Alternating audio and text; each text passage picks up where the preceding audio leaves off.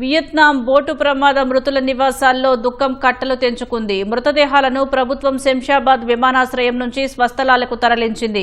మచిలీపట్నంలో గెల్లి జయలక్ష్మి కుటుంబ సభ్యులను మంత్రి కొల్లు రవీంద్ర పరామర్శించారు. బోటు ప్రమాదంలో తీవ్రంగా గాయపడ్డ గెల్లి కిషోర్కు మెరుగైన వైద్యం అందిస్తున్నట్లు రవీంద్ర తెలిపారు. కడపవాసి ముడియం శ్రీధర్ భౌతిక కాయాన్ని చూసి అతని కుటుంబ సభ్యులు బోరున విలపించారు. రవితేజ మృతదేహాన్ని లావా సంస్థ ప్రతినిధులు అతని కుటుంబ సభ్యులకు అప్పగించారు.